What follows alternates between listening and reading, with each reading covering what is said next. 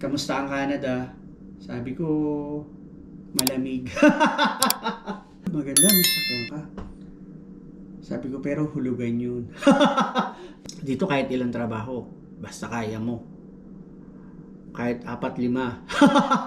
Bugbugin mo yung sarili mo. Ubusin niya yan ha. Pag di nyo naubos yan, kayo kakainin ko. Last look. What's up mga boss? What's up mga boss? Check it. What's up mga boss? What's up mga Check it. boss?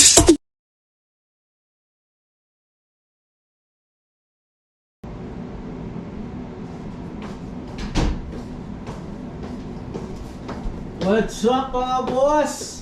Kamusta kayo mga boss? Nawa po kayo ay safe ngayong oras to mga boss.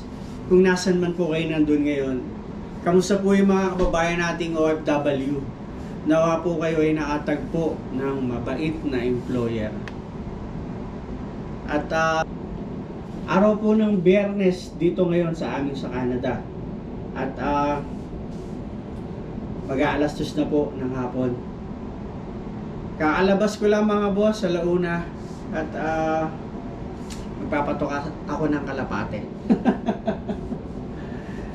Medyo gutom na ako mga boss at antok na ako. Pinakaayoko talaga sa lahat na pasok yung madaling araw. Okay na ako sa alas 6, alas 8 ng umaga, alas 10, alas 2 ng hapon, o alas 3. Wag lang alas 4 o alas 5 ng madaling araw. Tamad na tamad talaga akong bumangon ng madaling araw mga boss. Yun ang totoo, aminin ko sa inyo. Tamad akong bumangon ng madaling araw. Pambihira. At naalala ko yung kumpare ko na nasa Saudi. Nung nagkausap kami na, yung huli namin usapin nung isang araw lang. Nagkamustahan kami. Na-share niya sa akin yung pamumuhay niya ngayon doon sa Saudi. Kasi kasama na doon yung kanyang pamilya. Nagkaroon na siya doon ng asawa. Doon na rin niya nakilala. At nagkaroon sila ng isang anak na babae. Matagal na rin sila sa Saudi mga boss. At maganda yung kanyang sahod doon. At nagkwentuhan nga kami, nabanggit ko sa kanya yung sweldo. Siyempre, hindi naman kami magkaiba. Sa Pilipinas pa, magkatrabaho na kami ng 10 years. Tapos dito na lang kami naghiwalay. Punta siya ng Saudi, dito ako sa Canada. Pero dati din naman ako na nasa Middle East. Hindi nga lang sa Saudi, sa Dubai at sa Qatar. Na-share ko na sa inyo yun, yung naging experience ko sa Dubai. Sa Qatar, okay na ako, dire-diretso natapos ko yung 2 years. At ako ay bilang isang baker sa bansang Qatar at sa Dubai. At yung kaibigan ko ay isa na dung chef, pastry chef na siya. Dati din siyang nagsimula sa pagiging baker, cake decorator, tapos ngayon isa na siyang pastry chef. At nagkamustahan kami, tinanong niya ako na kamusta ang Canada? Sabi ko, malamig. Malamig naman talaga mga boss. Na muna tayo. Ito naman malamig dito. Meron tayong spring, winter, summer, fall. At ayun, sabi ko sa kanya, kamusta naman dyan ang panahon? Sabi niya, mainit talaga dito. Lahat daw ng bahay yata doon ay naka-aircon. Siyempre, Middle East yung mga boss. Ang talagang pinakakalaban nila doon yung sunstorm. At sa katagalan niya, tinanong niya ako dito kung magkano yung minimum rate, tapos kung gaano kataas yung lamig. Sabi ko sa kanya, umaabot dito sa amin dito sa British Columbia, mga 40, mga ganun. Ano pa yung sa ibang part ng Canada, baka mas mataas pa. Yun, at sabi niya, lamig pala dyan. Sabi ko, oo, malamig. Yun nga yung isa sa mga ayaw ko dito sa Canada, yung lamig. At napag-usapan namin yung sweldo. Mataas yung sahod niya, syempre. Kasi, wala daw sila dong tax. Hindi ako sure kung 13 years na siya doon o 12 years. Tapos, kailan lang daw nagkaroon ng tax. Parang ganun yung sabi niya sa akin eh. Tapos, nung sila pa lang dalawa mag-asawa, wala pa silang baby, okay pa yung ano nila eh. Yung income nila. Ngayon, kasi libre pa yung bahay nila dati eh. Ngayon, nung sila nagsama na, nag-live out na sila. Hindi na sila tumira dun sa pabahay ng company, yung bila. So, sa madaling salita, nagbabayad sila, nag-rent sila. Tapos, nung nagkaanak na sila, ayun na, hindi libre yung pag-aaral sa Saudi. Mahal daw magpa-aral doon. At, syempre, yung magandang sahod niya, napupunta sa pagbabayad ng rent ang bahay nila, at yung expenses nila sa bahay at dun sa bata at dun sa pag-aaral ng bata. Ang sabi niya sa akin na every 2 years nag-renew siya ng kontrata. At mahirap nga lang daw sa katayuan nila doon,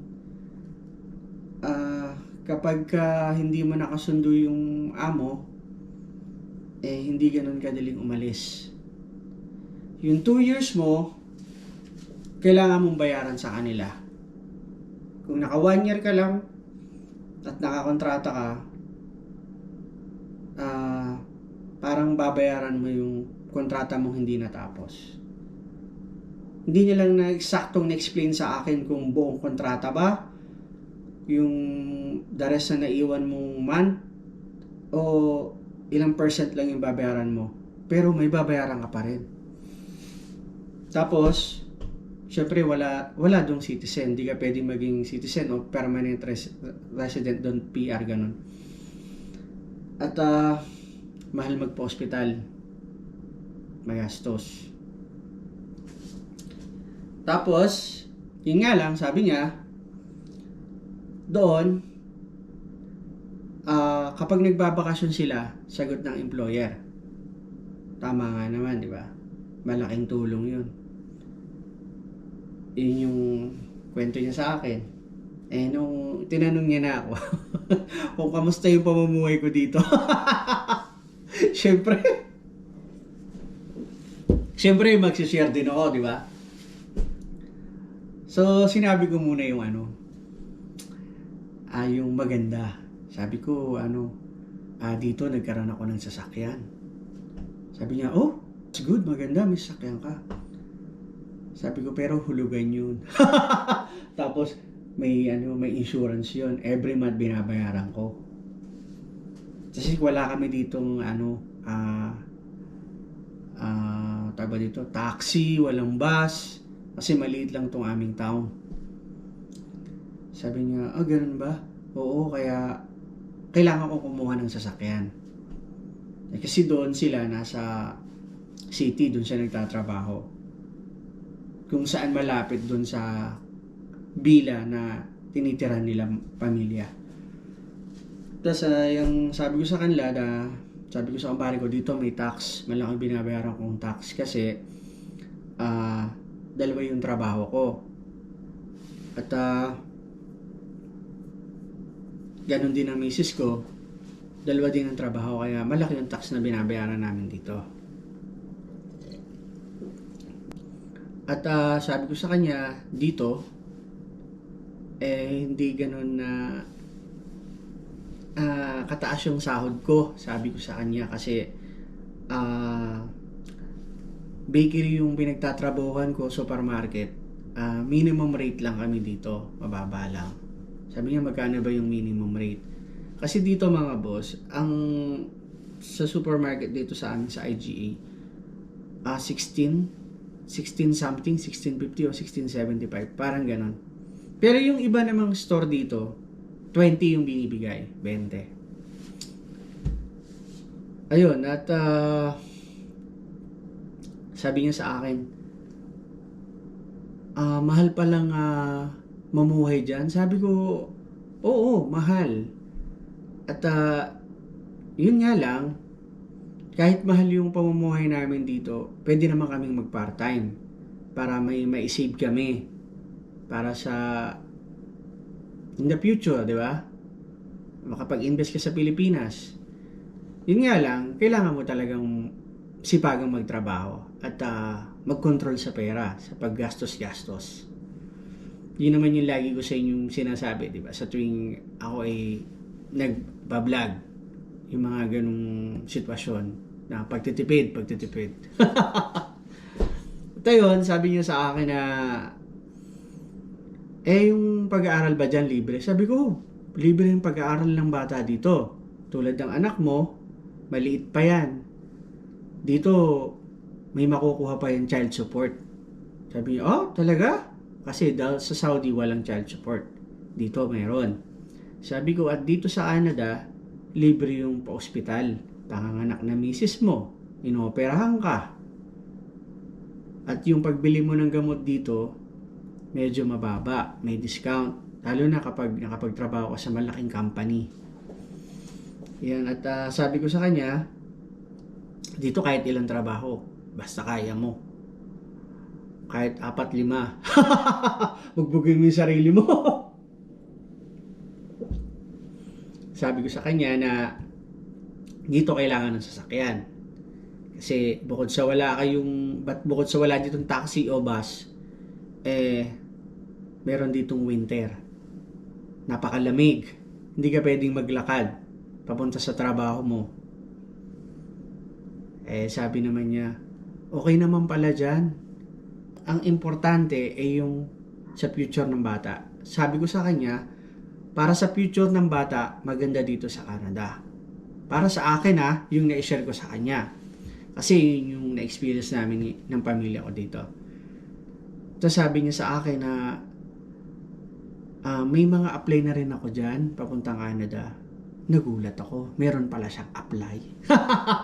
Sabi ko, oh, that's good. Meron ka palang apply papunta dito, baka makasama din kita. Ang sabi niya sa akin na on process na yung kanyang papel papunta dito. Sabi ko, bakit pinili mo yung Canada? Sabi niya, kasi search na ako about sa Canada, yung pamumuhay dyan. At yun nga, tinanong ko rin sa'yo at na-kumpirmado ko naman na para talaga sa future ng mga anak natin, yung Canada. Sa kabilang banda mga boss, totoo naman. Kung may anak ka, pag dinala mo dito, sigurado magiging maganda yung future niya kasi may child support, pwede mong ipunin yung pera niya na bigay ng gobyerno para in the future makapag-aral siya ng college, meron na siyang perang naipon. At ang pag-aaral nga dito ay libre. So sa hospital din, libre din. So marami ding benepisyo dito sa Canada. Tulad nga na lagi yung sinasabi sa inyo na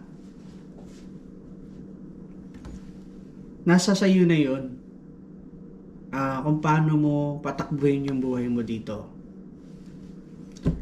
Kung marunong ka mag-control sa pera, mas maganda, makakaipon ka para sa pamilya mo.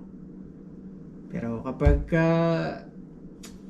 ikaw ay mabisyo at may barkada at kung ano yung nakakita mo sa iba ay gusto mo meron ka, hindi ka talaga makakaipon mga boss. Wala ka talagang maiipon.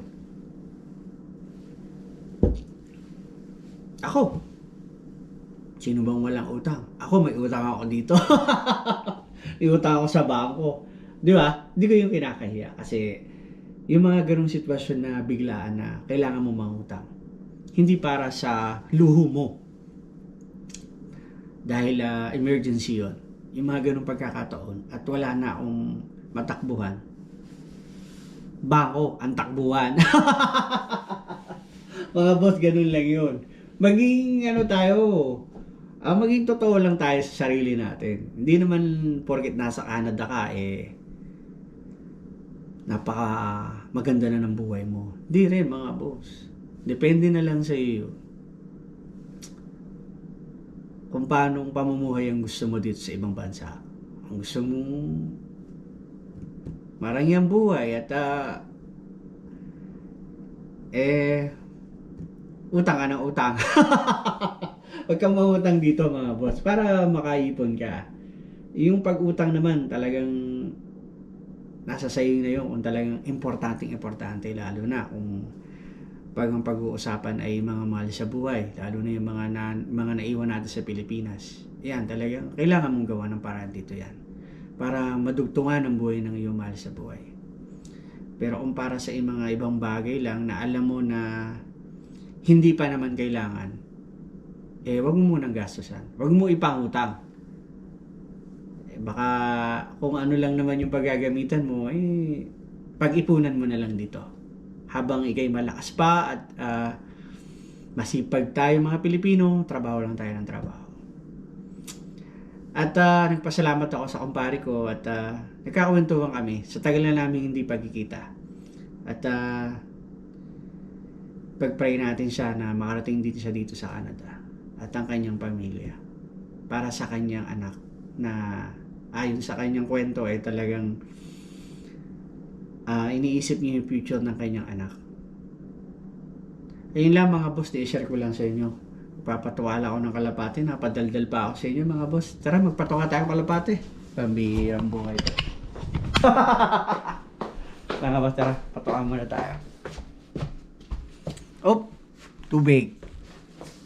Di pwedeng lalabas ako ng bahay na pupunta ako sa bahay ng kalapate na wala akong dalang isang basong tubig. Kailangan meron mga boss. Kawawa naman tong kalapate ko. Isa ito sa mga nagpapasaya sa akin mga boss. Best friend ko yung mga boss. Yung mga kalapate kong yan. Basahin for my. Let's go mga boss.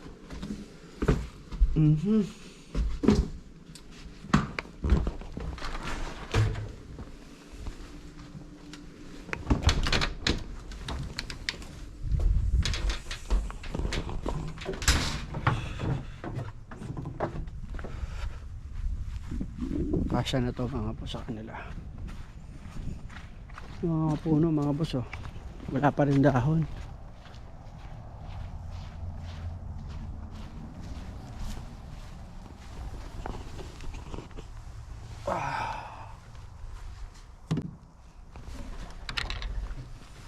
Tayo, medyo maingay na sila. Alam nilang parating na ako. Parating na yung boss nila. Oh, saan yun siya? Kamusta kayo? Bakit dalawa lang kayo? Ayun, lumabas, tatlo. Oh. Ginawa ko lang yan mga boss. Oh, patokan nila oh. Kamusta kayo mga boss? Wait lang.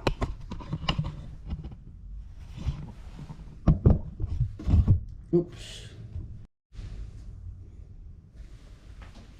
Naubos yun yung patokan nyo ah.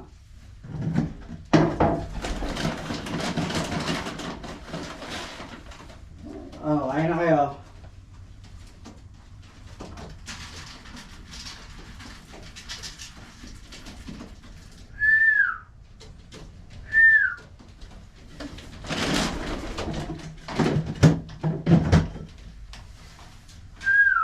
Galing na kaya to. Oh, sorry. Yan mga boss oh. Oh, matigas pa rin oh. Ito ko lang sa labas, tapon. Malapit na sila madagdaga mga boss. Meron akong 2 itlog dito.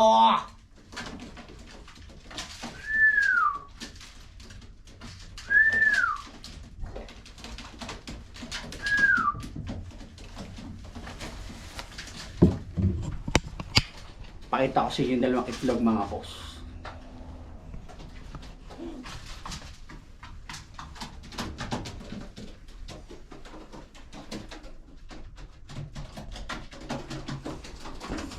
O diba? Malapit na sila maging 5 mga boss. Kaya na kayo dyan. Ubusin niyo yan ha. Pag di nyo naubos yan, kayo kakainin ko. Ang bihira mga boss. Di ko kakainin niya mga boss. Mga alaga ko yan. Dito dinadala ko sila ng damo. O yan o. Ito yung damo. Tapos ilalagay ko lang dito sa may pintuan. Tapos kinukuha niya. Ilalagay niya doon sa kanyang ano. Yung ginawa kong kulungan. No? Diyan sa ginawa kong kulungan. Last look. Tayo mga boss. Ay sorry. Ingay masyado si Boss Jay.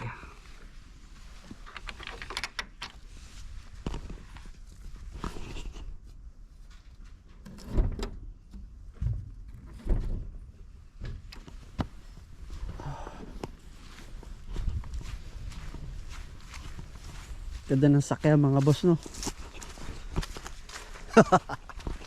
Sana all mga boss. Balik na tayo sa loob.